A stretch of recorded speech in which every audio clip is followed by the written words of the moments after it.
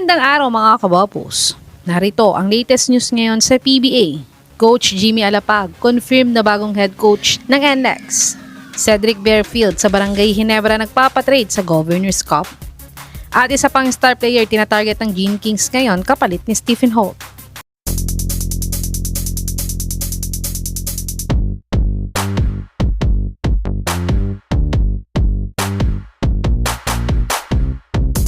Si Coach Jimmy Alapag nga ay former start team captain ng TNT dati.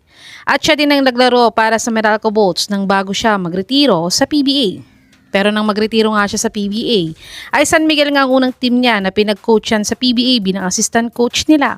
Pero nang magka-pandemic na nga, ay nag-migrate nga si Coach Jimmy at pamilya niya sa Amerika. At dito nga ay naging assistant coach siya sa Stockton Kings at na-promote siya kalaunan sa Sacramento Kings bilang development coach nila. Yun nga lang ay nakipag-parted ways ng Kings sa kanya after ng 2026 NBA season. At ayon nga sa Reddit sources team.ph ay si Coach Jimmy Alapag nga daw ang bagong head coach ng NLEX sa Governor's Cup. Dahil nag-expired na din daw ang kontrata ni Coach Jong Oy Chico sa NLEX ngayon. Sa tingin mga kababos, makakapasok na kaya ang NLEX sa PBA Finals kung si Coach Jimmy Alapag na ang coach nila? I-comment nyo na po yan sa baba. Tumungo naman tayo sa balitang sa Barangay Ginebra nga daw gustong magpa-trade ni Cedric Bearfield para sa Governor's Cup. Si Cedric Bearfield nga isa sa mga star players ngayon ng Blackwater Bossing.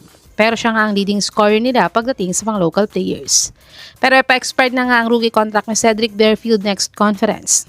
At iniligay na din siya ng Blackwater Bossing sa trading block nila ngayong off-season. At ayon nga source na spin.ph ay talagang matitrade na daw talaga si Bearfield bago mag-expired ang kontrata niya at sa Barangay Ginebra nga daw ang gusto ni Bearfield dahil magkakasundo daw sila ni Coach Tim Cone dahil mahilig siya sa mga PhilAm's players sa team niya. Sa tingin niyo mga kababos, pagbibigyan kaya ng Blackwater ang request ni Bearfield na sa Barangay Ginebra i-trade? I-comment niyo na po yan sa baba. At dagdag na balita para sa Barangay Ginebra ay may tinatarget pa daw sila na star player kapalit ni Stephen Holt. Si Holt nga ay bumaba ng husto ang averages ngayong PBA 50th season. At lalo na nga last conference dahil sa may import nga sila na si Justin Brownlee. Pero ang problema nga ay sa PBA Finals nga ay out of 7 game series nila kontra sa TNT ay sa game 3 lamang siya nagkaroon ng double digit scoring.